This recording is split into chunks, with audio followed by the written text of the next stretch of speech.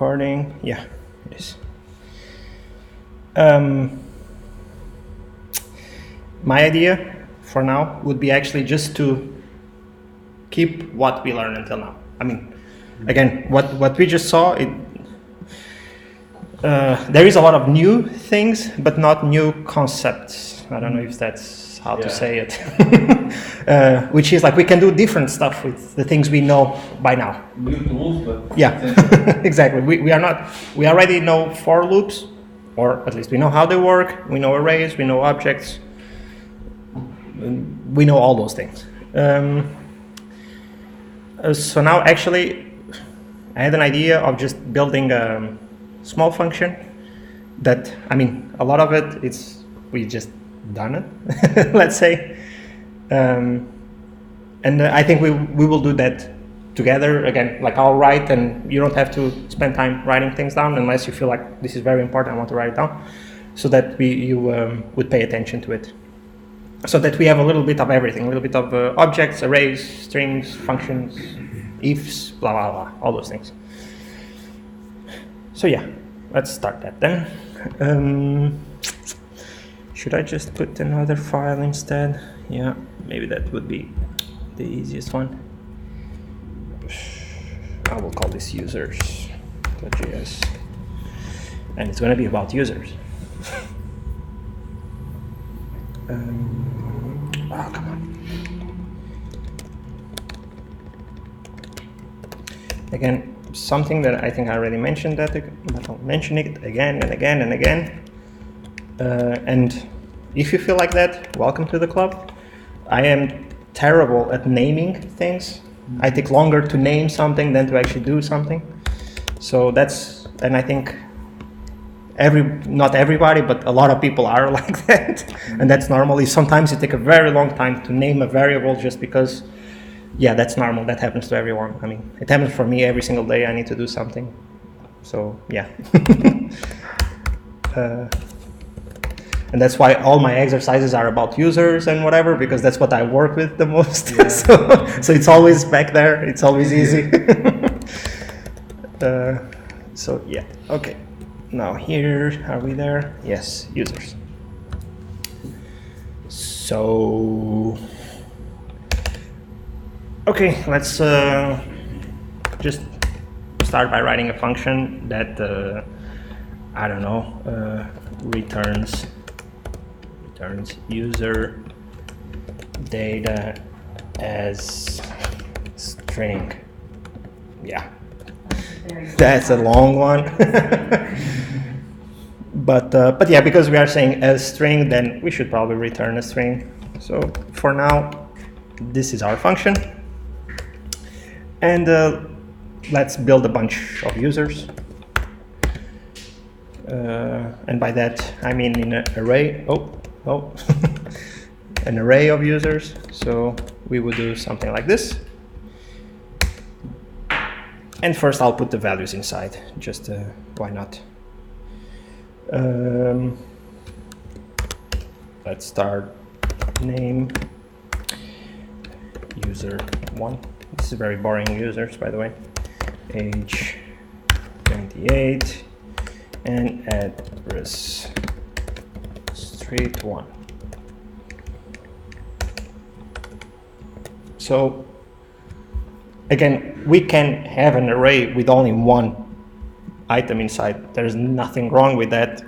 It just sometimes might be a bit, again, useless. But actually, I'll rename this to users with an S. And that's, again, something, as I said, the naming sometimes might be very hard, but might also help if you find out the correct name. Because imagine if I say users, and now I remove the array, right? This is no longer an array if I remove these brackets. Now it's an object. So now it's a user, it's not users. So other developers, by looking at this, might be a bit confusing, like, oh, were they trying to build what, a user, a users? Like, what is this about? So that's why I also changed that, returns users data, because I'm planning on making multiple users. So sometimes namings might be hard, but if you spend some time on it, it might make sense. So yeah. But yeah, let's add another one. Normally this information you take from the users by itself, just collect it. Yeah, but you can also, in a nowadays architecture in terms of software development, there is a word, is it a word, two word, whatever, that people use a lot called microservices. And if you hear that, like you will see that a lot in Java applications, which means that, for instance, let's say data comes from a lot of different places.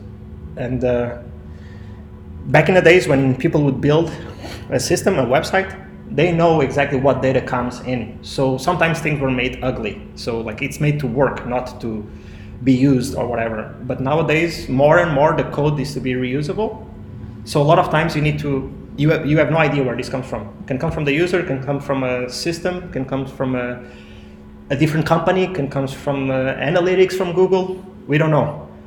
So again, that's why we need to make our code defensive in terms of whenever you have a function that takes users, and if we need users with name, age, and address, we need to make sure we have those values, because somebody else can just use our code to do something else and then it doesn't work. And again, that's one of the things I really like, and I would encourage you to try to do, of making things that work on its own. And when you think about, could someone else just copy this function into their software, would that work? And if it does, then that's perfect. I think that's my goal every time I do some code, is this reusable? Even though sometimes I know nobody's going to reuse, right? Sometimes, whatever. But I feel good, like I get myself a pat on the back, like, yes, it's reusable, whatever. It's like Lego. Yeah, it is. It's about building blocks. You're all looking for Lego. Yeah, that's so happy. No, but again, nowadays the code is about being reusable. That's very, very, very important. Even though, yes, sometimes you might join a company that doesn't do that, but don't become one of them. If you have your values, you should have them. But yeah, the data can come from the users itself, can come from somewhere else. Like in this case, we don't care. We just have it here for our testing purpose, let's say. So yeah, we have a bunch of users here. Now, I don't know. I would like to have something like the user and then name. I will use this, but this is not code. This is just the username is age years old and lives in address. I would like something like this.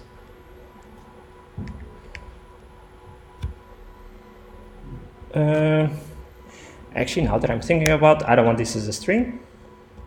I want this as an array of strings, because we have multiple users.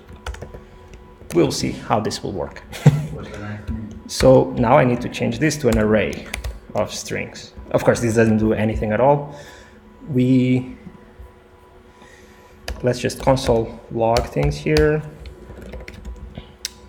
Returns array, blah, blah, blah, blah, blah, blah. Okay. So now, we have an array with an empty string inside. Awesome. Life is good.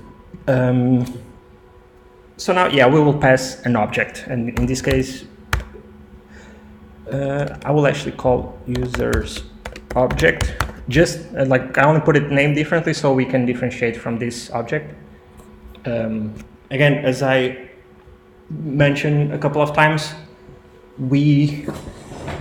I like the functions to be independent of the rest, and we could have the same name there because they don't conflict with each other. It's just that sometimes if I write the same name here and there and inside, like you might think like, oh, this comes from outside. But no, we will build everything decoupled. So now actually, since I changed this, I should get, oh no, I don't get any error because I'm not using it, yes. sorry. But let's just send in users. So now in here, I'm sending in these users into this function, right here. So just to make sure, let's console log whatever we get here. Okay, yes, we get what we want. And now we saw this working already, but let's go through it another time. So we have this console log here, we have this here, and we have this down here.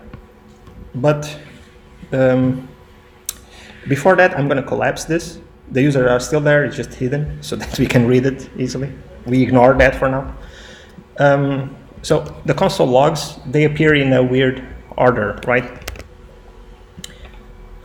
So we have a console log that has a function inside. But this only gets triggered. So the function itself creates a console log. So we log whatever is in a console. And why are not doing this one first? This one is actually called before. It's literally because every time we have functions inside functions inside functions inside functions, again, I think it's like that in mathematics. I hope I'm not saying something stupid. But we start from the last one, in the root one, in the encapsulation. So if in here, for some reason, we would send a function, that's not for now, we will do that sometime in the future, but we can send functions into functions into functions. Then it will start resolving from here to here to here to here to here. So because this one actually creates a log, that one is printed first, and then this one is printed. So the log of this one is basically whatever comes, the result of the function, which is what returns. That's why we get this one logged first, and then that one. Because this one is inside of the function, and it gets called after. This is some type of information that once we have functions inside functions is quite useful, because sometimes you might think, why don't I get the value, or why is this happening? And it's because of priorities. Again, ones have priority over the other. And not because of the order they appeared here, because that's just pure luck that we are looking at it. This one only gets triggered because of that. Yeah, so now we have our users there, right? So now we have to return an array of strings here. So let's just build our array of, come on, what? Of strings, and yes, the names is just because, and it starts empty, right? Actually, I will remove the strings just, and I'll tell you why. So now it's actually completely empty. Now the reason why I removed the strings is because I'm going to use the push method to push things inside, and if I would add this counts as an element. So wait, I'll save it. So this already has some, it's nothing. For us it's nothing, but for the code is something. So yeah, that was a mistake I had. We were in time to correct it. And yeah, now we want to loop through the array of objects and just create an array of strings. So let's just do that right here. Again, I'm always using I in here, but you can use whatever. It's just I is short for index, just to remember. What's the name? User object dot length. Is it like this length? I never know how to write it, sorry. And yeah, true. I'll put this one outside here. And now, just for the sake of it, even without returning anything, we will just log whatever we are getting there. users object of I, right? Okay, so now this is the array and this is each element. Oop, what did I do? Sorry. Now we could actually do this, push, right, and then build up our text here plus blah blah plus blah blah blah blah, all those things, but I like to have different responsibilities and different things, so let's just create a const here with the result array, not array, string,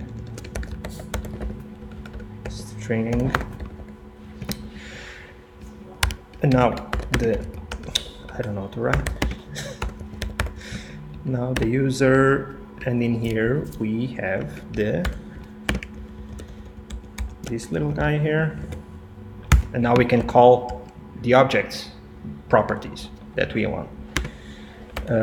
Name plus is, and as I told you, like we can use the string itself to create spaces that we want. So in here I can use only one string to create the word plus the two spaces. So plus this guy dot age plus, this is going to be a big one, years old and lives in, plus this one, address. Okay, that's long, but it would be longer if you would write it down there. So so now result string is this one. So now per each, I'm just gonna comment out these things because I don't want trash in my console log. And this should, yeah, it gives the user 1 is 20 years old and lives on street 1. And yeah, again, it gives us as an array because that's what we asked for. In this case, we know that this whole thing returns an array, right? So, and we know that array have indexes, right? So we could do this to get 1. But, and again, I think this is more personal. I don't like that syntax, to be honest. I would prefer to have a result or whatever I can write, result equals this. I would prefer to have this and then ask for the index on this one, instead of having that whole like parentheses and then square bracket like that. Again, it's personal. I don't like it, but you could use that. So now here we have this first user and the second user down here. Of course, we can, instead of doing this, we can actually write a for loop and actually printing them nicely instead of asking, because if we put more users into it, then it becomes a bit tricky.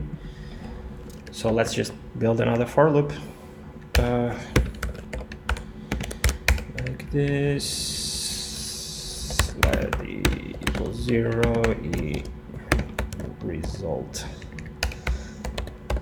length.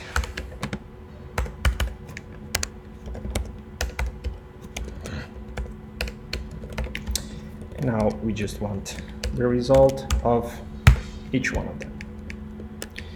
And I won't delete it, I'll just comment out these guys. So the result now is the same, but if we, I'll move the users up so it's out of our code, because again, we don't honestly care about them. We care that they are on this format, that they have name, age, and address, of course. So now if we just copy this object, and I'm copying the comma because we need to separate them, so it makes it easier to paste. So now if we copy this, and this one is 31 and lives in street 3. Now we can add as many users as we want, and our code won't, won't break. Basically, we can remove all the users and it's still there. We can actually, I don't know, remove all of them. What will happen? Nothing broke, nothing happened. Everything still, nothing happened, but our code did not broke down. There was no undefined, there was no error message. So again, we have a function that is responsible for whatever responsibility you put on it, let's say, and the responsibility is to go through an array of objects and do something about it. Now, of course, if someone doesn't know how to write our users and gives us one with names instead of name, that breaks, right? Because now the user undefined is 28 years old. That's no good.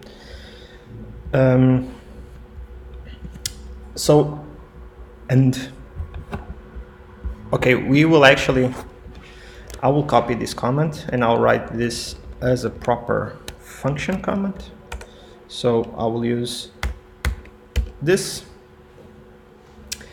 and I'll just write object here,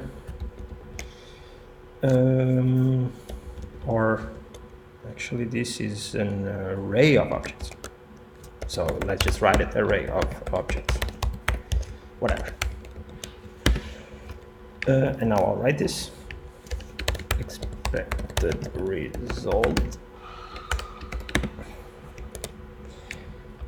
And now the thing is that in here we're using these properties, name, age, and address.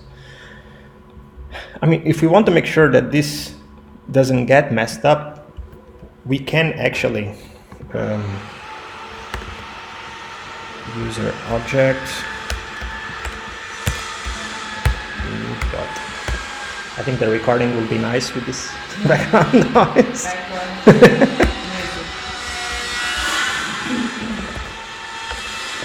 Console log.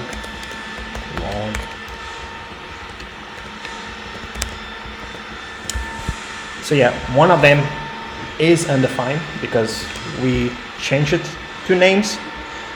And the truth is that if we don't have the name, maybe we don't want anything, right? Because that completely breaks our string. Like if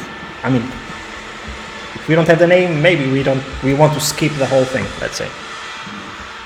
So we can actually ask if this exists.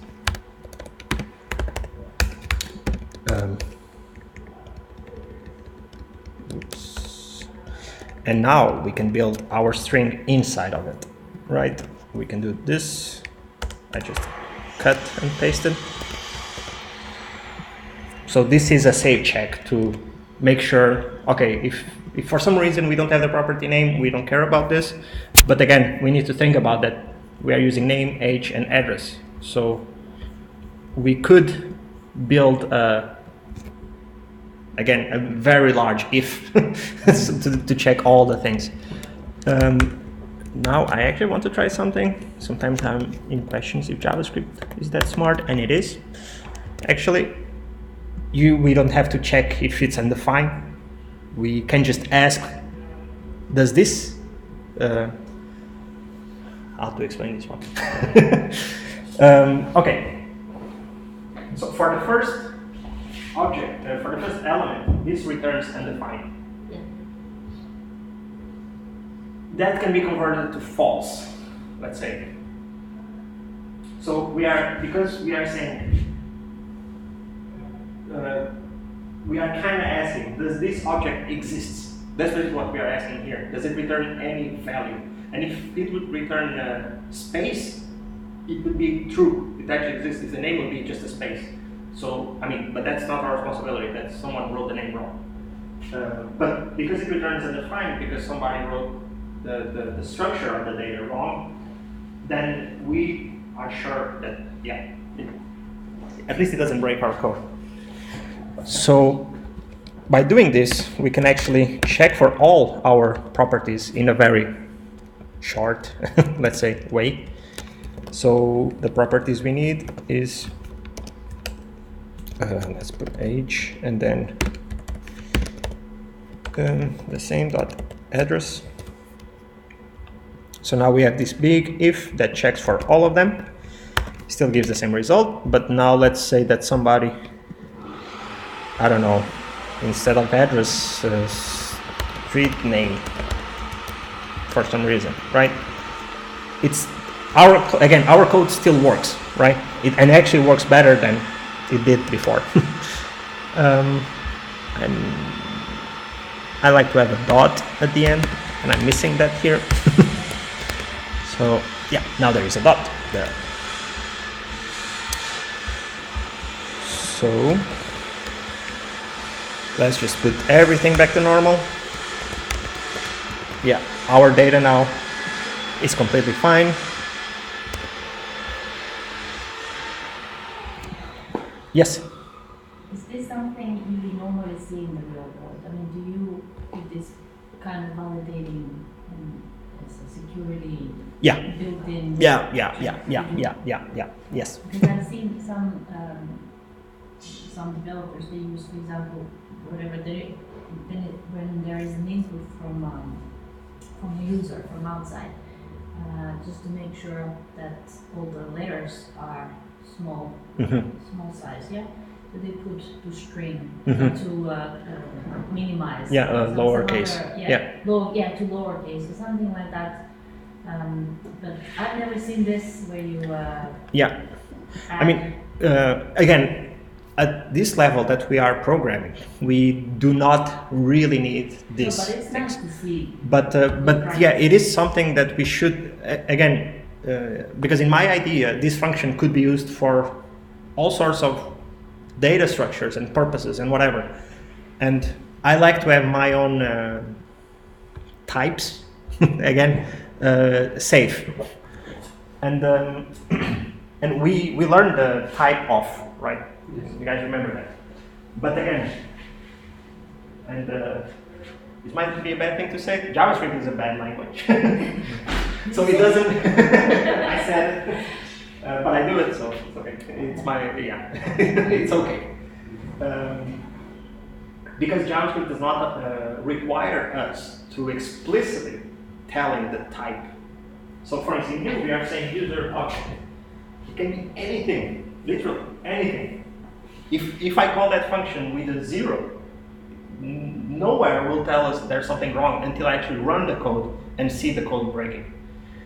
Other programming languages, this name here, this part of the code would be 4 or 5 more lines of code, because we would have to tell it that user object requires an array of an object with the name, and the name is a string, and the age is a number. We would have to specifically say all those things. I mean, if you ever program, I think Java, you have to do that. You need to specify your types. If you ever heard about TypeScript, which is the language behind JavaScript, one day you'll definitely learn it. Not now, don't worry with that. But yeah, in that case, this function had to be way bigger because, again, it forces us to build all those safety checks. And again, because I've been programming on those languages, I like to do that on languages that do not require me to do that. So I like to, if I'm going to use this, I want to make sure that I can use it before it breaks. So, like this, I know that nothing would break, and it's not my fault. Now, my code is clean, and yes, it's a bit of shifting faults. It's someone else's fault, but But you've done all yeah, that you could do. What I could do is done. And yeah, and again, in objects, I really like to do that in objects, and also in arrays, to check do we even have this value. Because if we don't, then we should not waste time coding it. But yeah, if you ever program other languages, that's something you would have to do. It's to specifically tell the types of your parameters. And that's one of the reasons why JavaScript is not the best in the world, but it is good. You can do a lot of cool things with it. So yeah, we have all our users in strings, and now actually in here, instead of is, I would like to have, and I mean, I don't want to be politically incorrect, but let's just use she and he for now. We could use other, but let's use she and he for now. I would like to have this. Of course, that we would have to change our data structure, right? So now let's say that this one is male, and this one is female, and then this one is male again. Something like this. So now if we log our objects, if we log our objects here, we can actually see that now on each of them we just added sex or gender, whatever, to them. So we can comment this out again. We only used it to see if everything was okay. Okay, again, I'm gonna just make the code a bit prettier so that we can see it all. So we can actually do, actually, sorry, I'll do the other way around. So the user something is something and lives in some place. Yeah, that's just the dot. It still goes there.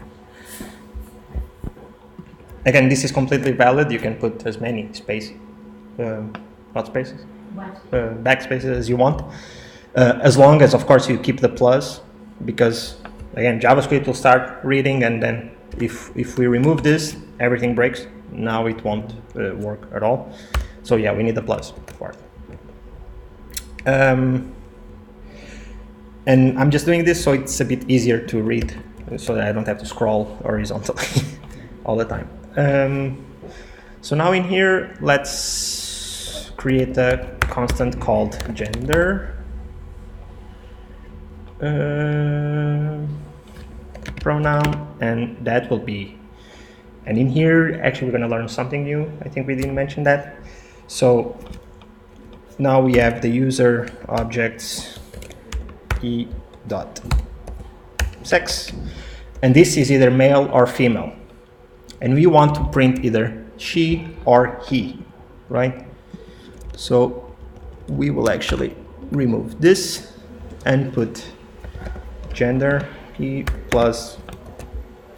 So in here I want either she or he.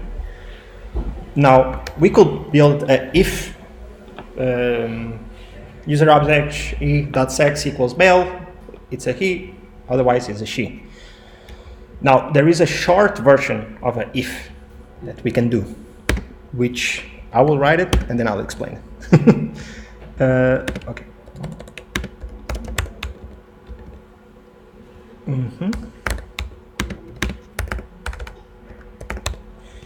And before I explain, let's just see if it works. Oh, misses a space somewhere.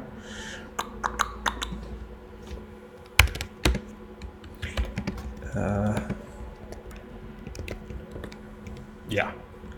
Okay, so he is, and she is, and he is. So I think it worked because we had male, female, male. Now, we will have a look into this. Oh, come on, it's too big. Is it still readable? Yeah, I think so. Into this line, because I think this is something new that we haven't seen it. I'm not sure if we did. So this constant here gets either this value or this value only. Now, the way that this works is that this is the condition. This is the if. So if the user sex equals male, and then instead of having a new line and brackets and whatever, we can say, and that's why there is this question mark here. So if this is true, it returns the first value. If this is not true, it returns the second value. And it always works like that.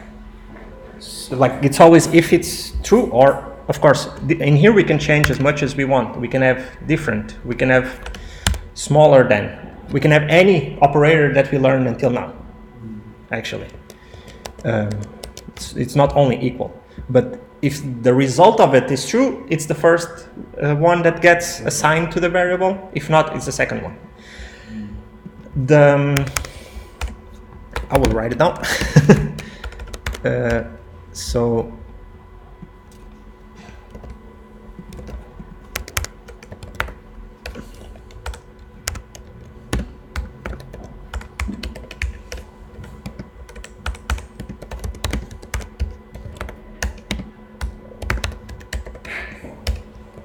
yeah. Okay, this is not really return because we are assigning this, so it will just, let's say that this equals that. That's basically what it is. So this is really the short version of this. And I mean, I use this way more often than this one in my daily basis. But for these short cases, of course, if we have those very big ifs that we saw in the homework where we have to compare if it's bigger than one and less, sometimes, again, in one line, it might be very complicated to actually understand who is responsible for what. So on those cases, I would use this one, definitely. But yeah, this is just a complete different way to use an if statement. And this is, you can use it anywhere in JavaScript, it's completely fine. And I think it's, again, because we are just starting this variable here, it's very useful for these cases where we don't need all this code, and it makes it simple. I think, again, I use it a lot, I think it's very readable, so it's just, because it has question mark, actually. Actually, it will come in module 2. Yeah. Ternary functions. Yeah. Because in here we just ask, like, is this true? If so, first one. If not, second one. So, yeah, this is a very short way to understand if statement.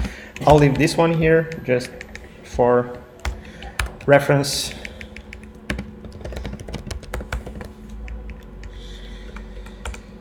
I'll just put the double comment in case you remove the rest. So yeah, this, again, it's something you can use in your if statements.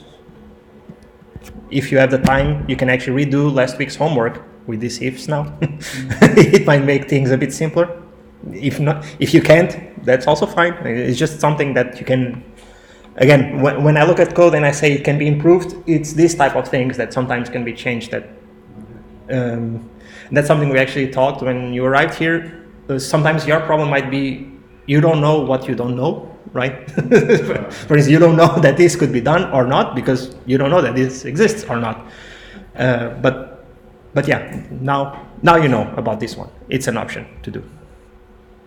And yeah, and now we have the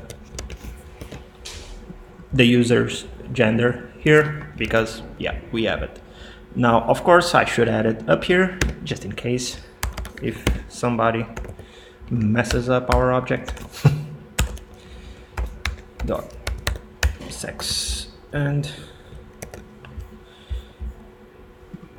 yeah, our users are here. Now we can actually just build a user for with gender here so that it actually breaks. I mean breaks, doesn't get printed, which that's what we want. Yeah. And yeah, basically, and I'm not sure if I'm forgetting something, but the 3 weeks of JavaScript 1 are in this function right now, all of what we learned.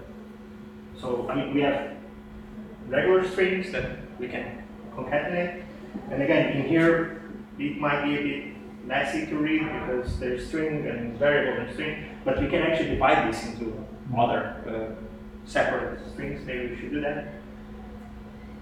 Yeah, there is for loops, there is arrays, there is objects, there is keys of objects, there is indexes of arrays, both of them together. Conditions, there's a big if here, another if there, and we are pushing into an array. And I don't know if you notice that, but actually, I just want to try because I don't know the exact answer for it.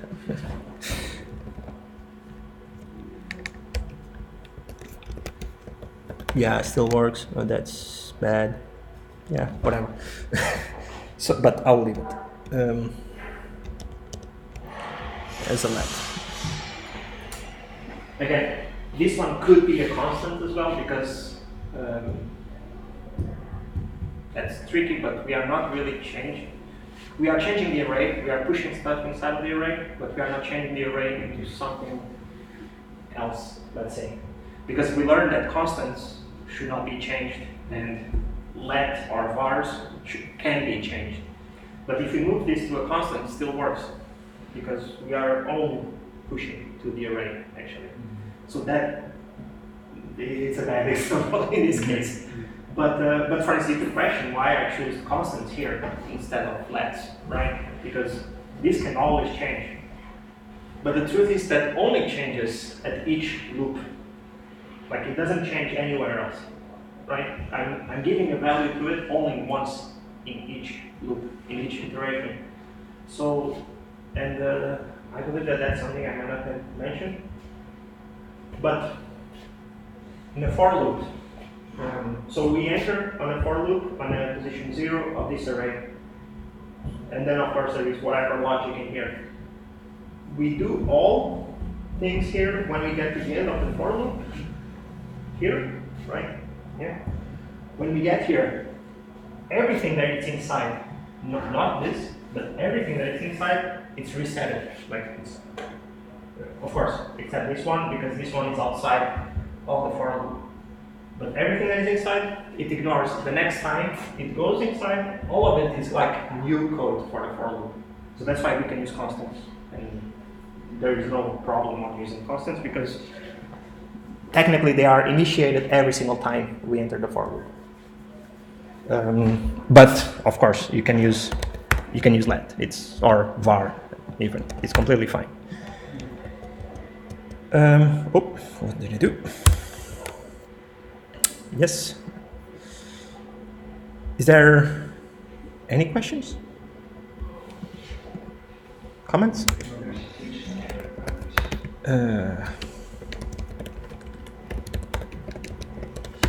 I'll just rewrite this a little bit into username, and then I'll give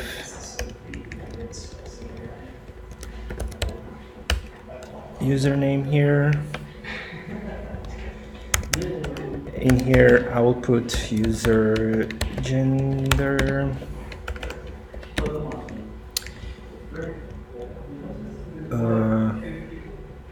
Would this make sense? Yeah, whatever.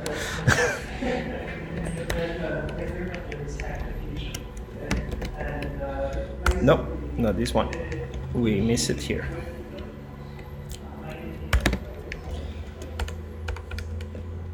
I mean, again, we can change as much as we basically want, as long as it's still understandable for us and still readable. And in these specific cases, it would be a bit hard to actually make it so it would be perfectly readable because there is a lot of strings plus something plus something plus something. So yeah, it is a bit tricky in these cases.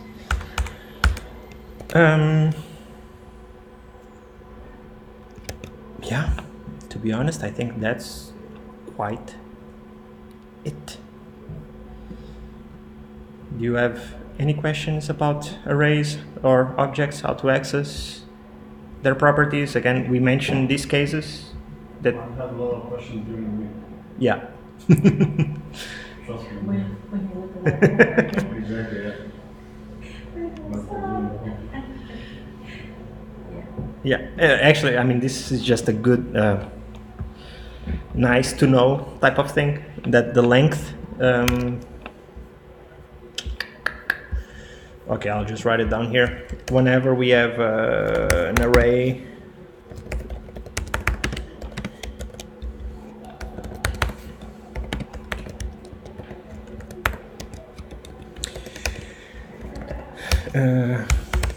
the length that we ask, whenever we ask the length of the array, that's technically, not this one, log, a property of the array. Again, not a function because it doesn't have the parentheses. So it's kind of the same of the property of an object, the way that we ask for it, because it's just dot something.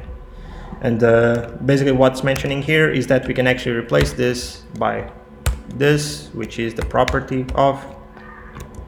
So this should still work. Yeah, 2. Yeah, that's just like a nice to know type of things. That's why the length does not have the parentheses, because it's not a function, it's a property. And property usually asked on objects. So, and it's, again, if whenever you're gonna have a lot of objects to build on your homework, if for some reason you write the parentheses, then you'll see that this is not a function, error. And that's understandable because it means that probably you have parentheses on. Don't. Yeah. I have a question, but it's not related to this. It says, well, next weekend, next Sunday. Yeah. Wait, maybe I'll just